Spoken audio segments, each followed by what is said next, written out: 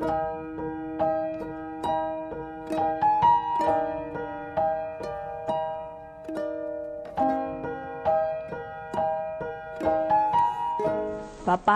kami mengucap syukur buat hari ini kalau hamba-Mu masih diberi kepercayaan untuk boleh menyampaikan sebagian daripada firman kebenaran-Mu Tuhan. Kiranya kebenaran-Mu ini akan menjadi kekuatan buat setiap kami yang bergabung pada siang ini.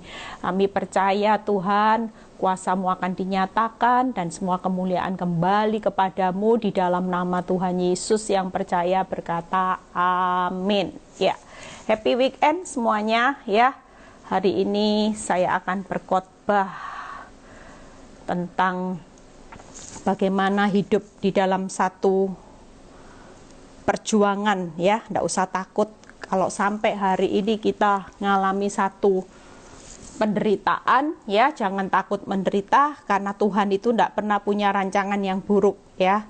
Kita percaya bahwa jangan takut menderita mengikut Kristus ya. Kemarin yang belum ikut live Zoom bisa ikut karena kemarin itu sebenarnya kesaksiannya yang bagus, tapi karena nggak boleh diposting ya.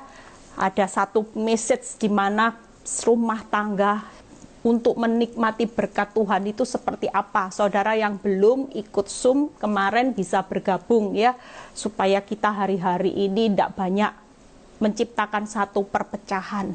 Karena iblis hari-hari ini untuk datang mencuri banyak berkat-berkat di atas rumah tangga ya. Bahkan hari-hari ini iblis banyak mau menghancurkan rumah tangga. Tapi ketika kita mengerti kebenaran firman yang kemarin saya sampaikan dan saudara menutup celah, maka saudara akan lihat bahwa di balik prahara rumah tangga itu justru bukannya petaka, tapi justru ada banyak berkat dan rencana Tuhan yang saudara akan nikmati ya. Yuk kita buka dulu ayatnya di 1 Petrus 2 ayat 24 supaya saudara tahu bahwa pengorbanan Kristus hari-hari ini kenapa saudara dan saya dibawa di dalam satu proses penderitaan.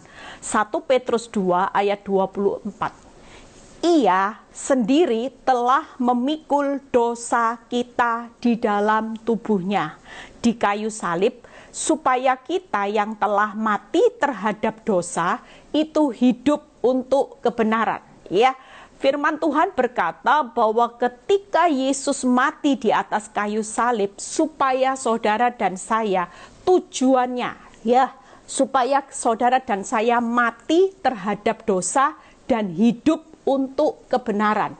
Artinya hari ini semua proses, semua didikan Tuhan itu tujuannya tidak lain yaitu supaya saudara dan saya hari-hari ini bisa mati secara dosa dan hidup di dalam satu kebenaran. Ya, ketika saya merenungkan daripada 2 Tawarik, yuk kita baca. Saya waktu baca ayat ini 2 hari yang lalu saya mendapatkan satu rema ya, bagaimana seorang nabi Yoram yang begitu jahat mendapat hukuman daripada Tuhan itu karena satu kesalahannya. Yuk kita baca ya. Dari sini kita akan belajar 2 Tawarik 21 ayat 6 dan 16. 2 Tawarik 21 ayat 6 dan 16. Ia hidup menurut kelakuan raja-raja Israel seperti yang dilakukan keluarga Arab, sebab yang menjadi istrinya adalah anak Ahab. Ia melakukan apa yang jahat di mata Tuhan. Lalu, lihat ya, kalau hari-hari ini kita hidup ini di dalam satu dunia, mungkin banyak saudara dan saya jadi orang Kristen sejak lahir, tapi ngikuti gaya hidupnya dunia. Saudara tidak pernah merasa bahwa di dunia ini saudara banyak mentransfer gaya hidup orang-orang dunia yang menurut di kacamata pemandangan Tuhan itu hidup yang tidak benar ya. Lihat apa yang dilakukan Tuhan. Lalu Tuhan menggerakkan hati orang Filistin dan orang Arab yang tinggal berdekatan dengan orang Ethiopia untuk melawan Yoram. Ketika saya baca ayat ini dan saya mendapatkan pengertian ya, kadang-kadang Tuhan gerakkan seperti saya jadi orang Kristen sejak lahir, saya bisa melayani Tuhan 2 tahun, tapi hidup saya tidak mati bagi dosa dan tidak hidup di dalam kebenaran sepenuhnya. Saya jadi orang Kristen yang suam kuku, sehingga Tuhan menggerakkan suami saya yang tadinya baik-baik, orang yang terdekat, lihat yang berdekatan untuk melawan. Hari itu Tuhan izinkan, Tuhan gerakkan orang-orang yang terdekat, suami saya, khususnya di mana hati saya melekat, di situ Tuhan izinkan, Tuhan gerakkan untuk melawan. Artinya, yaitu apa yang menjadi di hatimu yang paling dekat, Tuhan izinkan itu yang menjadi masalah. Hari itu saya melihat Tuhan menggerakkan, Tuhan mengeraskan hati suami saya sampai mengalami proses bertahun-tahun, itu karena Tuhan tahu bahwa semua ini menjadi alatnya supaya saya tidak lagi hidup di dalam satu topeng rohani, suam kuku. Saya harus bisa mati bagi dosa sepenuhnya, seluruh kehidupan saya, dan saya hidup di dalam kebenaran. Makanya khotbah saya kemarin, kalau punya pasangan 3B, bego, brengsek, bego, brengsek, dan bobrok. Percayalah, ini adalah satu di mana Tuhan memakai 3B ini. Jangan didoakan mati, cepat stroke, cepat bangkrut. Kalau kita punya pasangan yang 3B ini, percayalah, kadang-kadang kita harus sadar Tuhan menggerakkan suami yang tiba-tiba baik menjadi pasangan hidup yang tiba-tiba menjengkelkan hidup saudara dan saya. Itu adalah satu alat Tuhan. Amin, saudara. Makanya hidup kalau sudah mengalami proses dihajar Tuhan, itu sakitnya luar biasa. Pesan Tuhan siang ini, jangan takut menderita untuk mengikut Kristus, yaitu supaya saudara dan saya mati bagi dosa dan hidup di dalam kebenarannya. Saudara tidak perlu takut. Amin, saudara. Saudara percaya bahwa hari ini ketika saya mengalami proses dulu di masa yang lampau, hidup saya itu semuanya gelap. Tuhan tuh cuma titip satu pesan gini, Eli, 3 anakmu ini sudah rapuh, Yang suamimu sudah hancur, anakmu juga sudah mulai kekuatannya, sudah mulai arahnya hancur. Sedang kamu sendiri, hari itu Tuhan berkata, kamu juga sudah mulai setengah tiang. Sudah cenderung tiang dalam satu rumah, itu tiangnya ambruk, saudara. Kalau kamu tidak cepat berdiri dan bangkit, dan kamu merasa bahwa ini adalah satu ketetapan yang membuat aku hancur, kamu tidak akan pernah bisa memulihkan seisi rumahmu. Ketika engkau berpikir bahwa ini cuman sesaat, ini cuman alatku, engkau harus rela menderita untuk menggenapi rencanaku dan supaya aku melihat satu perubahan yang besar buat engkau dan seisi rumah. Hari itu Tuhan memberikan saya satu tonggak. Tuhan bilang gini, kamu harus berdiri teguh. Kamu harus bangkit, bukan lagi setengah tiang yang arahnya mau ambruk, tapi kamu harus berdiri teguh. Dan ketika saya taat kepada Tuhan, Tuhan memulihkan satu persatu kehidupan seisi rumah saya, termasuk hidup saya, anak-anak, suami saya. Di situ Tuhan menyatakan satu kemuliaannya. Yuk kita baca ayatnya. Hari ini kita banyak buka ayat juga Yesaya 48 ayat 17 Yesaya 48 ayat 17. Hari-hari ini jangan takut menderita. Mungkin Tuhan menggerakkan keuanganmu. Karena selama ini yang sangat dekat di hatimu, yang melekat di hatimu adalah terus dipikiri keuangan jadi fokus. Sampai Tuhan itu prioritasnya kesekian. Karena prioritas utamamu hanya cepat kejar kaya, cepat kejar punya uang yang banyak, punya rumah yang besar, perusahaan yang besar, deposito yang besar, supaya menjamin kehidupan masa depan anak-anak. Percayalah, ketika kita jadi orang benar, saudara tidak perlu takut dengan yang namanya keturunan. Nanti kita buka ayatnya. Tuhan itu sudah menjamin keturunanmu. Walaupun mungkin semuanya serba pas-pasan cukup hari ini. Percayalah, kalau kita hidup sebagai orang benar, Tuhan jadi jaminan buat keturunanmu selama-lamanya. Amin. Yesaya 48 ayat 17. Beginilah firman Tuhan, penebusmu yang maha kudus Allah Israel. Lihat ya, firman Tuhan berkata, Tuhan penebusmu yang maha kudus Allah Israel. Ketika dia berkorban di atas kayu salib, dia menjadi penebus, saudara. Apa yang Tuhan mau? Lihat ya, akulah Tuhan Allahmu yang mengajar. Lihat ya saudara, ada kata-kata akulah Tuhan Allahmu yang mengajar engkau tentang apa yang memberi faedah, yang menuntun engkau di jalan yang harus kau tempuh. Hari ini pastikan hidupmu ngalami proses. Hidupmu hari ini Bu Eli berat jalaninya. Bu Eli sulit, sukar. Bahkan rasanya sudah semua buntu. Jalan itu tertutup. Percayalah, kita semua hari ini punya penebus maha kudus Allah Israel yang kokoh, yang akan selalu melindungi saudara dan saya. Dan siang ini dia hanya berkata, aku mengajar engkau hanya sesaat. 3 hal saudara. Tuhan ketika dia sebagai penebus, ketika kita menjadikan Yesus sebagai juru selamat, penebus yang hidup Allah yang maha kudus, maka 3 hal, yaitu aku yang akan menghajar. Tuhan menghajar. Itu yang pertama. Yang kedua, Tuhan akan memberikan faedah. Di balik hajaranmu bukan lagi kehancuran atau yang namanya keterpurukan selamanya. Enggak. Tapi selalu ketika Tuhan berkata, aku menghajar. Yang kedua, Tuhan memberikan faedah. Ya. Yang ketiga, yaitu Tuhan menuntun kita di jalannya.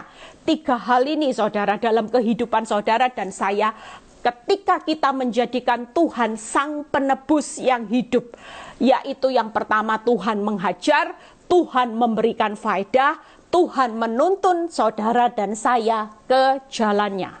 Yuk hari ini tidak usah takut dengan apa yang Tuhan izinkan hajaran.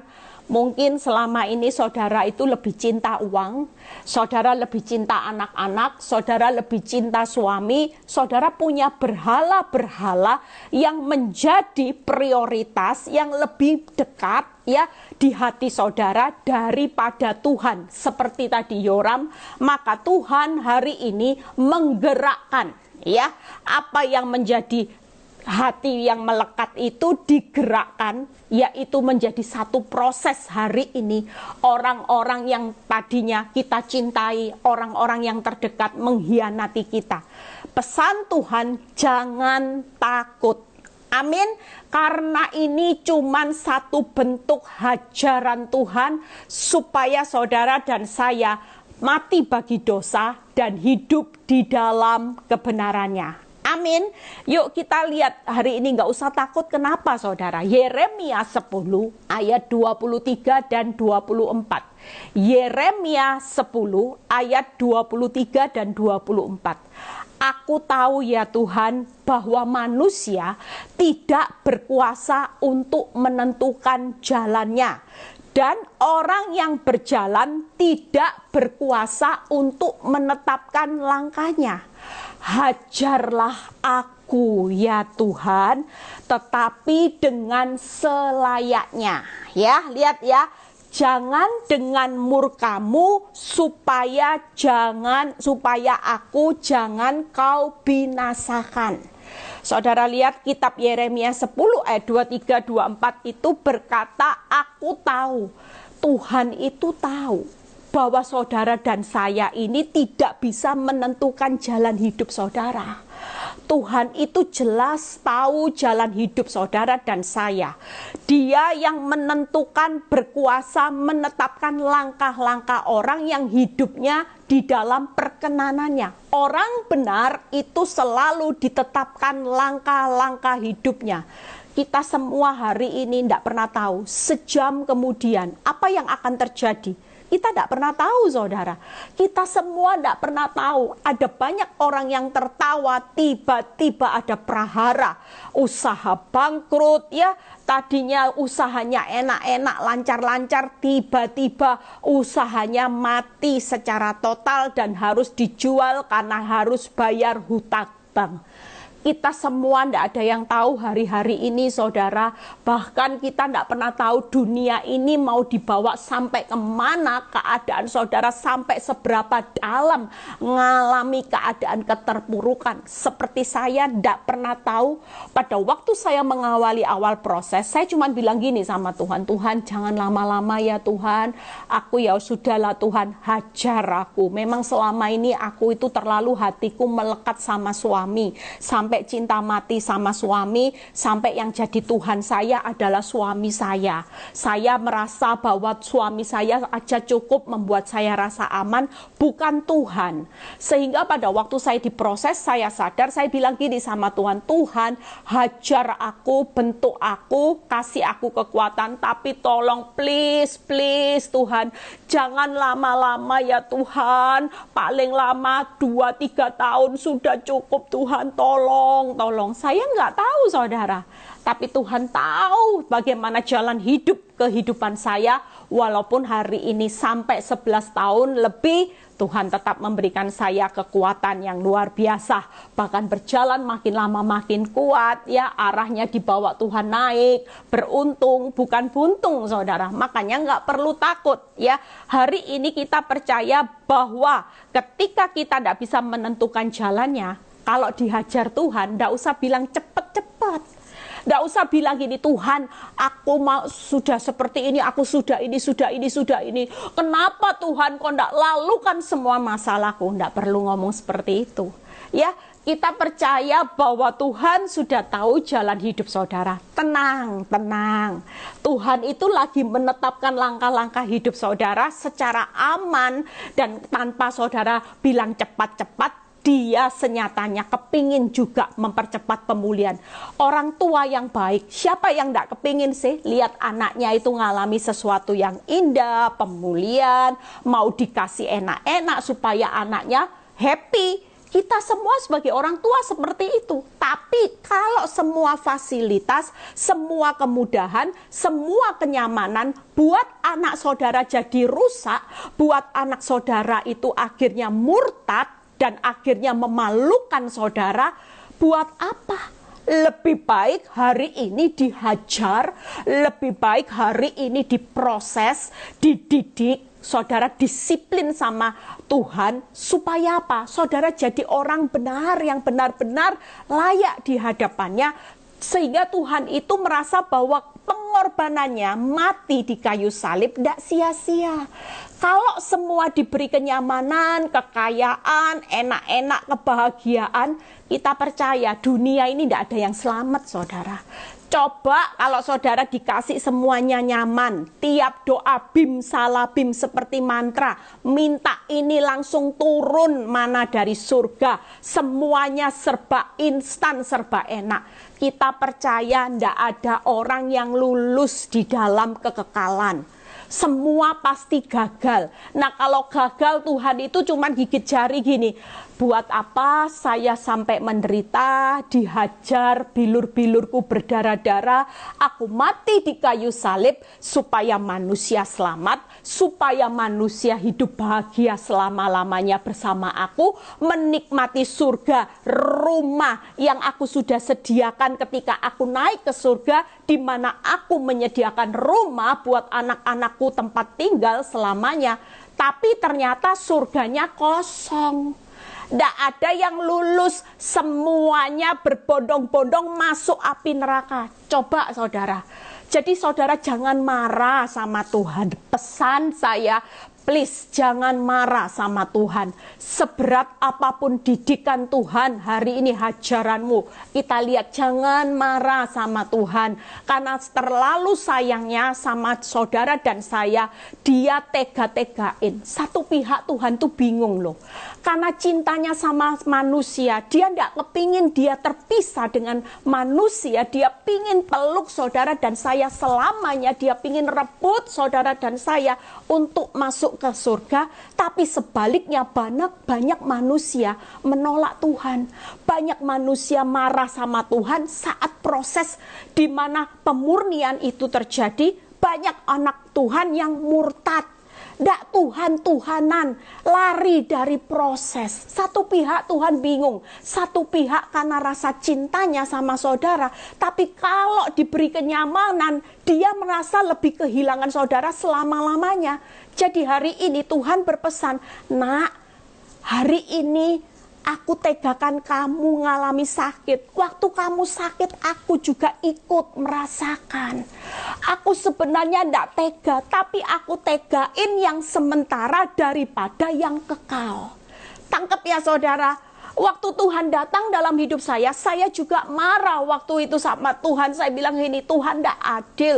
Tuhan itu jahat sama saya. Tapi ketika Tuhan datang dalam hidup saya, dalam satu doa, ketika saya selesai berdoa, Tuhan itu bilang gini, nak, aku hari ini bukannya aku itu tidak nangis, tidak ngerasain sakitmu. Aku ikut merasakan apa yang kau rasakan karena engkau ini biji mataku. Aku itu mengasihi engkau sangat. Ketika biji mataku diusik, aku itu bisa merasakan.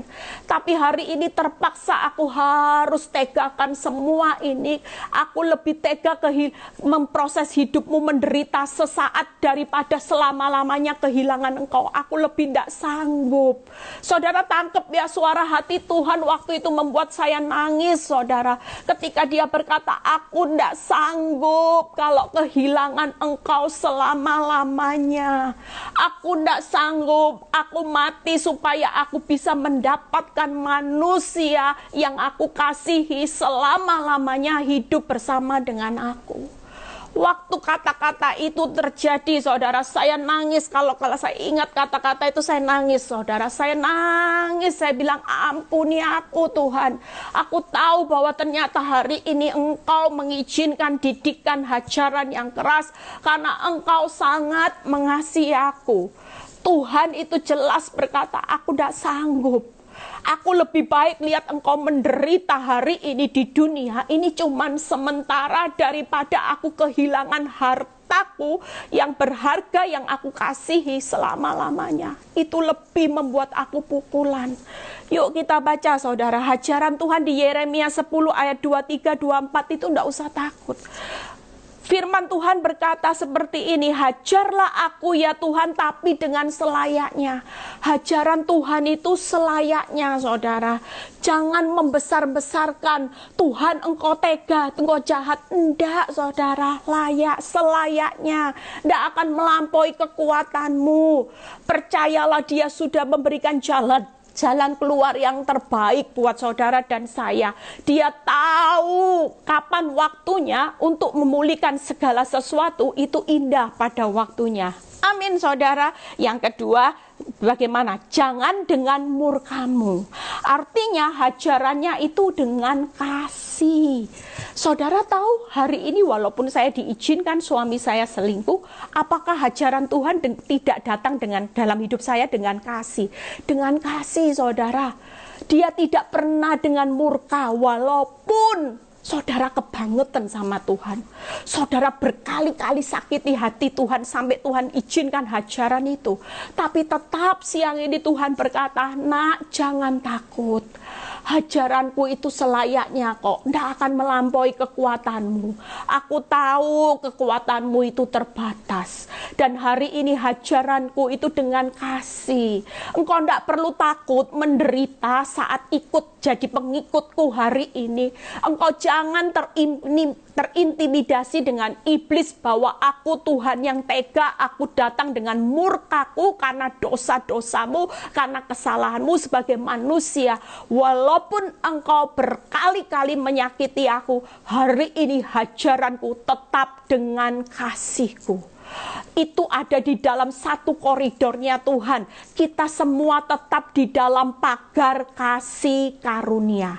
Apakah ketika Ayub diambil pagar kasih karunianya sama Tuhan, ketika iblis bilang gini, ya terang Tuhan, wong semuanya dalam kasih karuniamu, engkau pagari dia, semuanya baik. Tapi apakah ketika Tuhan izinkan diambil pagar kasih karunianya dengan murka? Enggak. Tuhan tetap memberikan hajaran kepada saudara dan saya, tetap dengan kasih, karena Dia adalah Allah yang penuh kasih. Dia tidak akan pernah berubah, saudara. Walaupun hari ini apapun yang berubah, percayalah, kalau hajaran dengan kasih itu tetap mendatangkan kebaikan. Amin. Segala sesuatu, makanya Tuhan bilang gini, jangan takut ya nak. Aku selalu turut bekerja di dalam, aku menghajar engkau untuk mendatangkan kebaikan buat seisi rumahmu. Yang ketiga, berkata apa? Supaya jangan kau binasakan. Artinya hajarannya hari ini untuk menyelamatkan saudara dan saya. Jangan takut ngalami bidikan apapun, sesakit apapun. 3 hal ini membuat saudara sekarang tahu bahwa Tuhan itu tidak jahat. Tidak usah marah, walaupun kerugiannya besar, rasa sakitnya luar biasa, ada kehilangan yang besar. Tapi 3 hal siang ini Tuhan berkata, nak jangan takut ya untuk menderita. Hajaranku selayaknya, tidak melampaui kekuatanmu. Hajaranku penuh kasih. Hajaranku ini bukan menghancurkan, tapi justru menyelamatkan. Makanya saya sering ngomong buat saudara semua, kalau saya bersaksi, saya itu terima kasih buat hajaran Tuhan. Kalau enggak, saya itu enggak akan jadi manusia hari ini, saudara. Enggak akan jadi Ibu Eli hari ini. Enggak akan lihat anak-anak yang luar biasa. Ya, enggak lihat suami yang mengenal keselamatan juga. Enggak lihat PD Victory.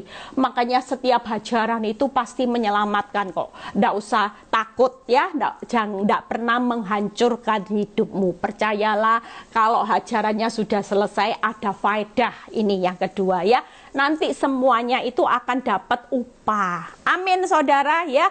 Yuk lihat bagaimana sih Tuhan memberikan faedah.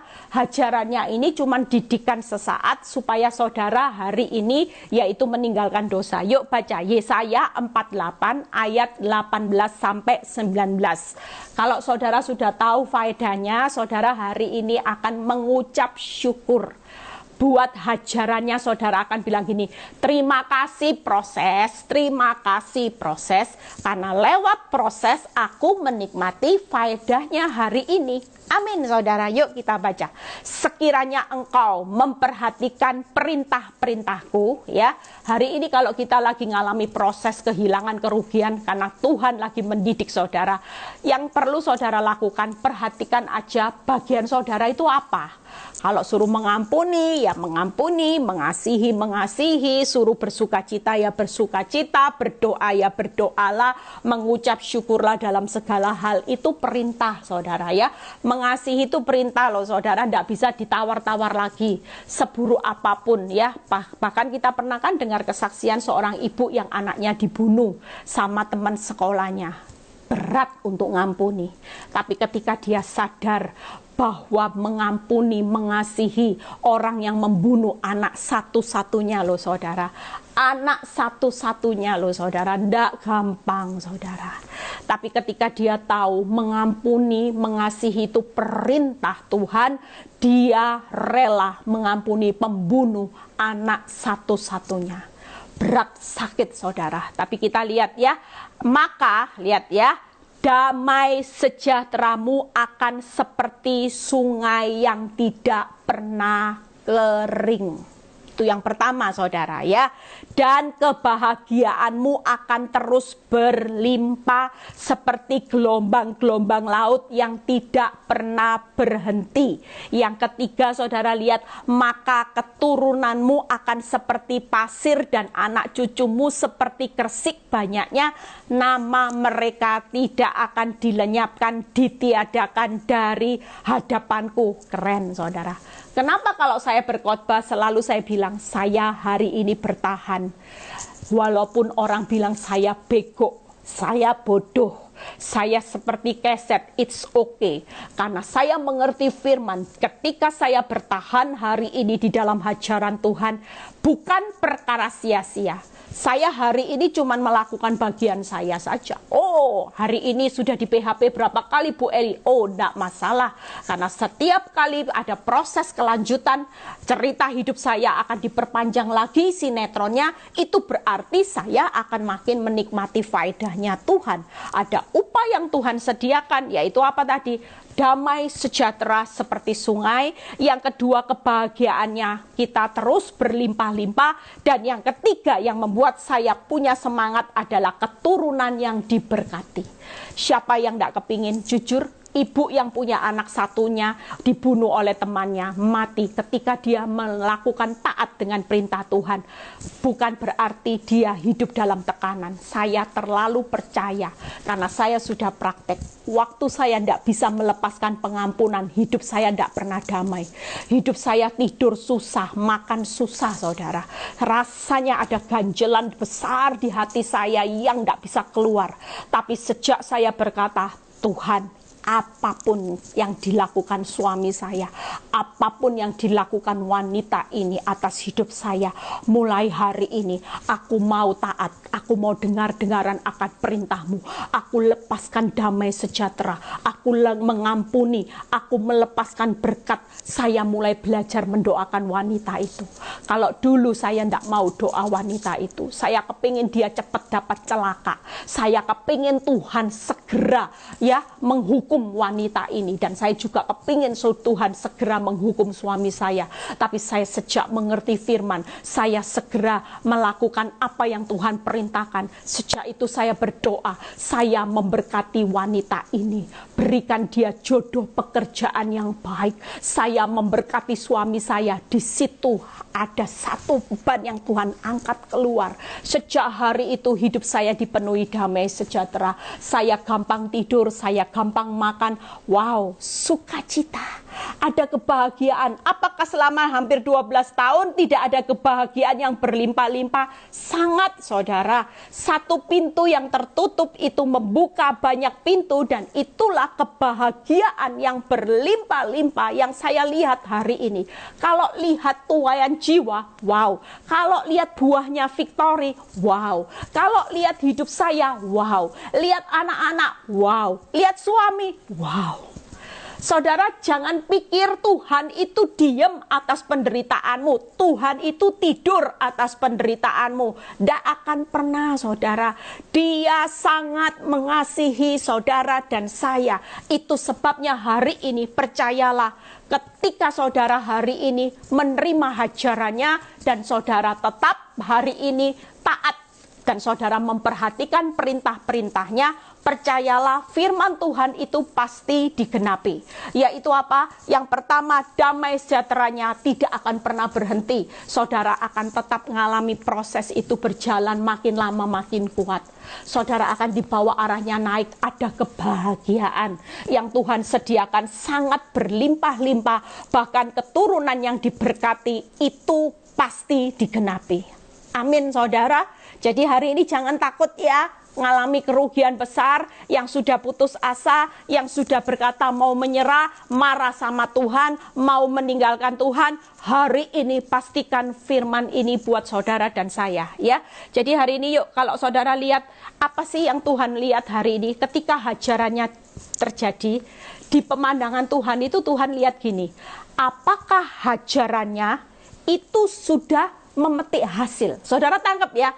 Jadi ketika Tuhan memberikan hajarannya, yang Tuhan lihat hari ini bukan cepat-cepat dipulihkan. Dia lagi mengamati hajarannya ini ada dampaknya, hasilnya enggak atas hidup saudara dan saya.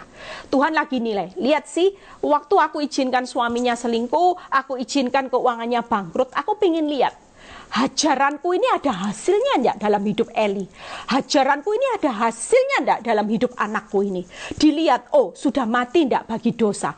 Kalau sudah ini prosesnya berjalan, percayalah, saudara akan menikmati sesuatu yang tidak pernah saudara pikirkan. Ada bonus, ada kejutan, ada satu kesenangan, kebahagiaan yang Tuhan sudah sediakan untuk saudara dan saya nikmati. Amin, saudara. Tapi kalau sudah hajaran, sudah menderita, dilihat tetap tidak mati bagi dosa. Wong diizinkan suaminya selingkuh, kok ya malah bales selingkuh, malah punya TTM, malah punya pil. Nah, kalau sudah seperti ini, jangan mimpi faedahnya terjadi. Tidak akan, saudara, ya. Tapi kalau kita dihajar sama Tuhan dan kita merespon, kita dengan meresponnya apa? Memperhatikan perintah-perintah Tuhan. Jujur waktu perintah Tuhan dijalankan, saya jalankan bisu tuli tanpa saya sadari. Bisu tuli itu menekan kedagingan saya banyak loh, saudara. Eli makin berkurang, Kristus makin bertambah. Dan ketika Tuhan melanjutkan proses, Tuhan cuma bilang gini, Eli, aku belum cukup puas dengan Eli makin berkurang, Kristus makin bertambah. Tapi sabar ya, aku lagi proses kamu, aku besarkan apinya. Karena apa? Aku mau sampai pada akhirnya kamu bilang gini, hidupku bukan aku lagi, tapi Kristus yang hidup di dalam hidupku. Wow. Kalau sudah seperti itu, Tuhan sangat-sangat disenangkan. Dan dia berkata, hajaranku berhasil. Hajaranku berhasil sampai melihat hasil yang maksimal di dalam kehidupan anak-anakku. Amin, saudara. Nah, standar seperti ini yang saudara harus kejar. Makanya kenapa kalau saya konselingi orang, saya selalu bilang gini, Bu, jangan lihat hasil ya, please. Jangan lihat nyata. Jangan lihat suamimu. Jangan lihat keuanganmu lagi. Karena hari ini keuanganmu memang belum dipulihkan sama Tuhan. Suamimu masih dikeraskan hati seperti Firaun. Keuanganmu masih dikeraskan, ya. Yang namanya pergumulanmu masih dikeraskan. Karena Tuhan lagi membawa proses itu tadi. Kehidupanmu makin berkurang, Kristus makin bertambah, dan pada akhirnya kita bisa berkata, hidupku bukan aku lagi, tapi Kristus yang ada di dalam kehidupanku. Itu satu standar yang membuat Tuhan dan seluruh malaikat surga, wow, bersorak-sorai. Amin, saudara. Mau ya? Kita percaya di 2 Petrus 3 ayat 9 yang berkata seperti ini. Tuhan tidak lalai menepati janjinya, sekalipun ada orang yang menganggapnya sebagai kelalaian. Tetapi ia sabar terhadap kamu karena ia menghendaki supaya jangan ada yang binasa, melainkan supaya semua orang berbalik dan bertobat. Setiap standarnya Tuhan atas manusia supaya tidak binasa, dia sabar supaya saudara dan saya berbalik dan bertobat. Hari ini pastikan masalahmu itu terlalu kecil. Pemulihan keuangan itu dia tuh sumber segalanya. Sumber berkat, sumber kesehatan, sumber kebahagiaan, sumber pemulihan. Apa sih yang tidak bisa dia lakukan? Dia itu Tuhan yang besar, dia itu bisa melakukan perkara besar, dia itu penuh mujizat. Apa yang tidak bisa dia lakukan? Semuanya bisa. Tapi ini tidak dilakukan, justru makin dikeraskan masalahmu, suamimu makin menjadi-jadi, pasangan hidupmu makin menjengkelkan. Yang brengsek makin brengsek, yang bobrok makin bobrok, yang bego makin bego. Saudara dan saya kalau tidak ngerti firman, saudara akan kecewa sama Tuhan. Dulu saya kecewa, lah kok makin Tuhan. Ternyata ketika Tuhan berkata, nak ingat ya, kalau obat antibiotikmu makin aku tinggikan dosisnya, ya, tidak apa-apa, supaya kamu makin sehat, makin cantik di hadapanku, makin kaya di hadapanku. Ndak apa-apa, dunia bilang kamu kasihan deh lu, suamimu makin brengsek, sek gitu ya. Mungkin suami makin begok. Wah, orang bilang seperti itu. makin sepertinya mental kita ini diintimidasi untuk berkata gini, sudah menyerah, marah sama Tuhan. Bodoh saudara ya. Kalau kita bisa kena tipu daya iblis, maka Tuhan berkata faedah 3 ini nanti tidak saudara dan saya nikmati. Untung waktu dunia berkata, kamu bodoh, kamu bego, kamu diperlakukan seperti ini, kamu mau. Tapi ketika saya kuat, saya tahu bahwa Tuhan lagi menyiapkan hidup saya. Ketika saya lulus, saya menikmati damai sejahteranya. Makanya saya sering bilang kan, tidur gampang, makan gampang, saya menikmati kebahagiaan, saya lagi menuai keturunan saya yang diberkati. Amin saudara. Amin. Saudara mau hari ini tidak usah ngomong sama Tuhan percepat, enggak. Nanti kalau dipercepat itu seperti buah yang belum matang menurut waktunya, ya. Saudara tidak akan menikmati pemulihan yang indahnya luar biasa. Amin. Saya mau lagi sabar kok. Saya tidak akan bilang sama Tuhan, saya tahu Tuhan tuh tahu jalan hidup saya. Tuhan itu tidak lebih tidak tahu apa-apa dari saya. Tuhan itu jelas lebih pinter, dia tahu master plan hidup saya. Ngapain saya mau ngatur Tuhan? Wong dia sutradara hidup saya yang handal. Mau dibawa berapa episode cerita kehidupan saya, it's okay, tidak apa-apa. Yang penting saya bilang gini, lah makin panjang episode sinetron saya kan upahnya makin besar jadi pemain utama, tidak masalah. Nanti ada harga, ada kualitas, ada sesuatu yang saya bayar, saya akan menikmati semuanya karena jerih payah saya di dalam Tuhan tidak pernah sia-sia, ya.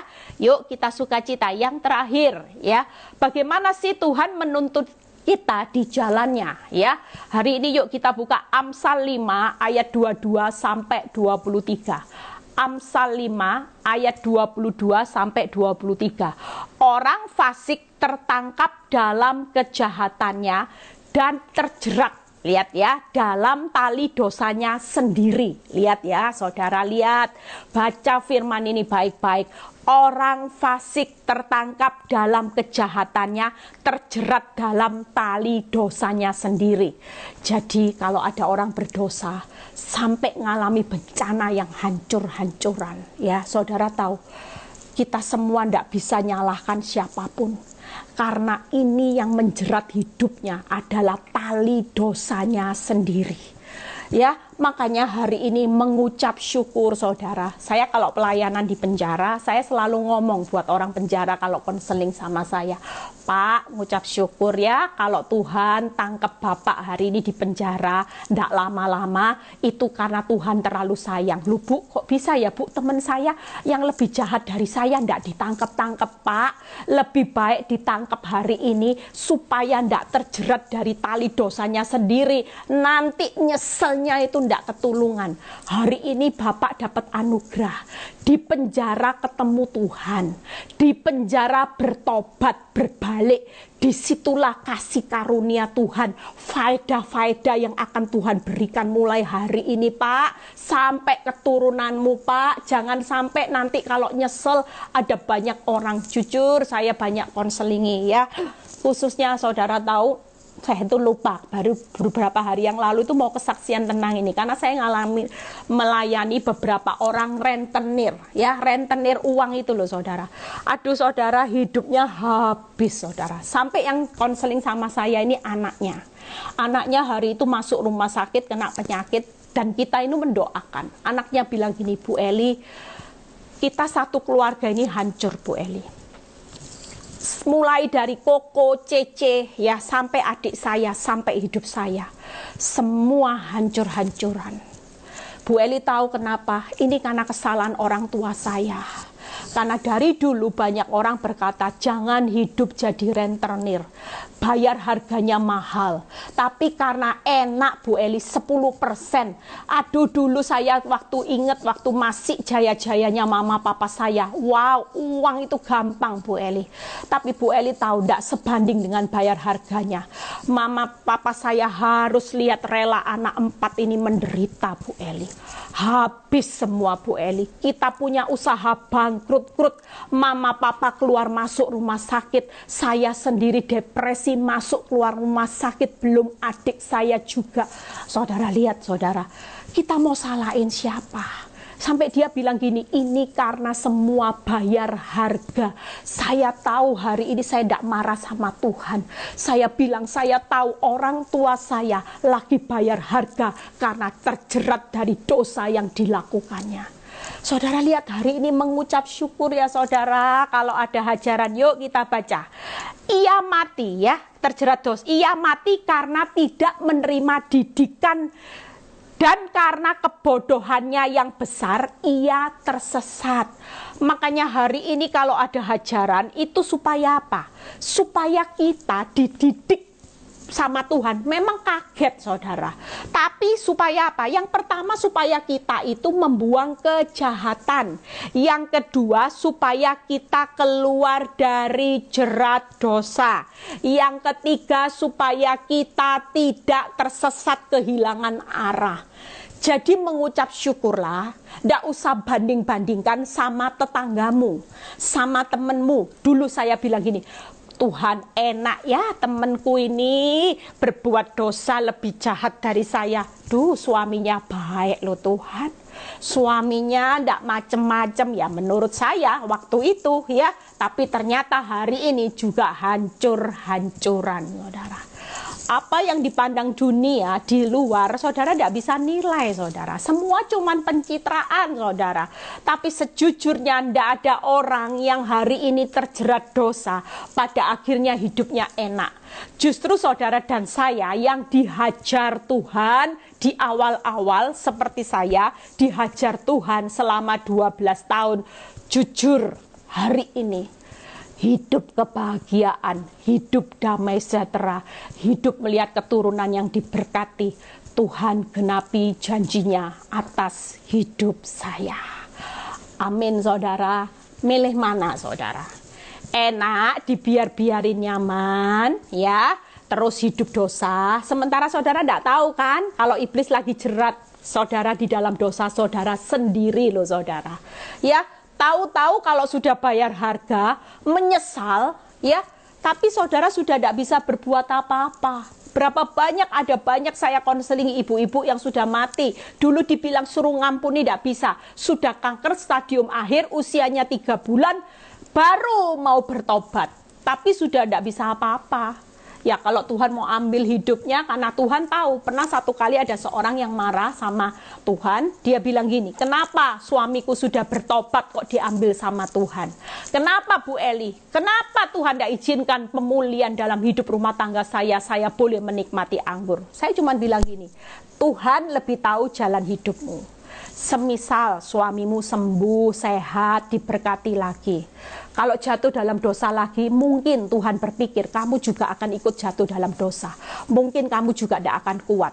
Jadi lebih baik di masa-masa puncaknya dia, waktu dia bertobat, waktu dia sungguh-sungguh sama Tuhan, dia sudah melepaskan dosanya, diambil sama Tuhan. Dan buat ibu ini juga saya bilang, buat kamu juga hari ini melihat suamimu sudah pergi dengan kemenangan, kamu seharusnya ngucap syukur. Karena suamimu meninggalkan kamu, mati dalam keadaan imannya lagi di peak, di puncak. Jadi artinya pintu surga terbuka, keselamatan ada. Daripada kamu minta pemulihan nyaman-nyaman, kamu tidak tahu. Kalau suamimu dipulihkan, jatuh lagi dalam dosa dan tidak bisa bertobat, akibatnya apa? Mati. Neraka. Lebih baik mana saudara? Toh pada akhirnya kita semua juga akan mati kok saudara. Mati hari ini sama mati hari esok, ya sama-sama mati saudara. Tidak ada bedanya kalau mati hari ini, mati besok, besoknya tidak mati. Tidak saudara. Walaupun diperpanjang usianya, pada akhirnya kita juga akan mati. Ya, saya sudah selesai saudara. Hari ini yuk 3 hal. Hari ini kalau kita dihajar, ya hajaran Tuhan menghajar.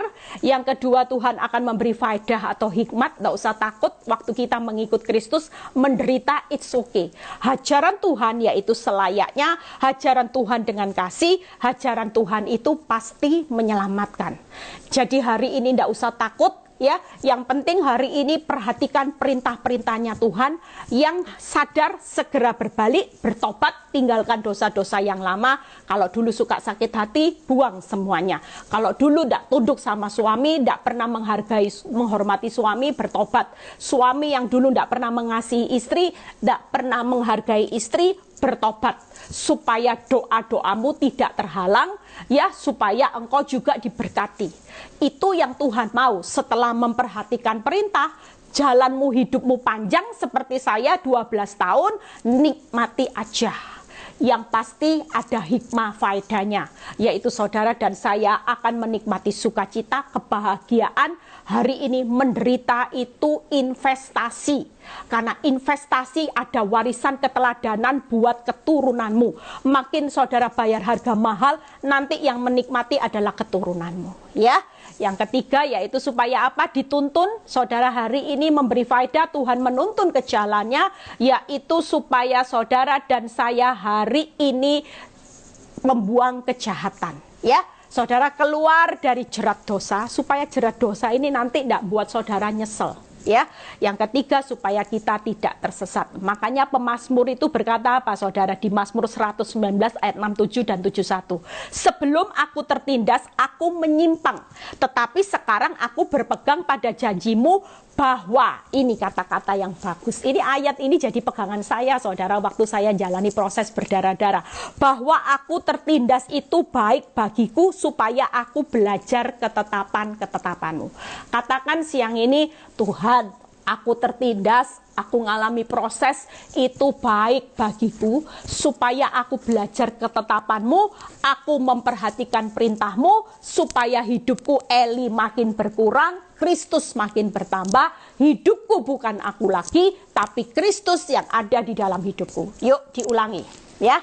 Sebelum aku tertindas, aku menyimpang, tapi sekarang aku berpegang pada janjimu. Ini yang diulangi, yuk.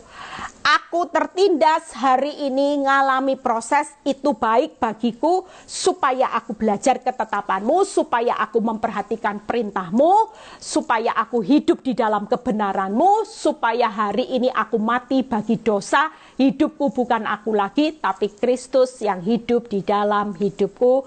Tuhan Yesus memberkati. Happy weekend semuanya. Tetap semangat, tetap kuat bersama Tuhan. Tidak usah takut menjalani penderitaan hari ini. Ingat ya, kalau mau marah sama Tuhan, ingat pesan Bu Eli. Tuhan lebih tidak tega kalau kehilangan saudara dan saya selama-lamanya di api neraka kekal.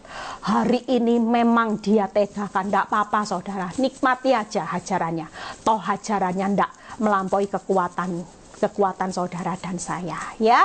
Hajarannya penuh kasih, dipeluk saudara, dipeluk. Kalau nangis sama Tuhan tuh dipeluk saudara. Nak, air matamu aku tampung nak, kesengsaraanmu aku daftarkan nak, tampung. Ini loh pundaknya Tuhan diberikan buat saudara. Nangis, nangis saja, tidak apa-apa, dia tampung semuanya, ya.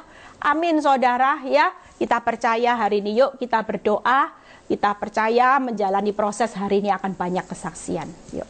Bapak, kami mengucap syukur buat siang ini kalau hamba-Mu sudah menyampaikan kebenaran. Kami tidak takut lagi menghadapi hajaran menderita untuk mengikut Kristus. Justru kami akan berkata hari ini, jadilah kehendak-Mu, karena ketika kami tertindas itu baik bagi kami, supaya kami belajar ketetapan-Mu, untuk kami hidup mati bagi dosa dan hidup dalam kebenaran-Mu. Terima kasih Tuhan, biarlah setiap anak-anak-Mu yang hari ini sakit Tuhan sembuhkan, yang menjalani masalah rumah tangga Tuhan pulihkan, keuangan Tuhan berkati. Kami percaya kami sedang menikmati kebahagiaannya Tuhan ketika kami mendengarkan apa yang Kau perintahkan. Terima kasih Bapak, berkati bangsa negara kami. Kalau sebentar kami mau berpisah satu dengan yang lain, biar kami menerima berkat, terima berkat Abraham, Ishak, Yakub, damai sejahtera Allah Bapa, Putra dan Roh Kudus menyertai saudara dan saya mulai saat ini sampai Maranatha Tuhan Yesus datang kedua kali. Yang diberkati percaya berkata amin. Tuhan Yesus memberkati. Happy weekend, tetap semangat, tetap kuat. God bless.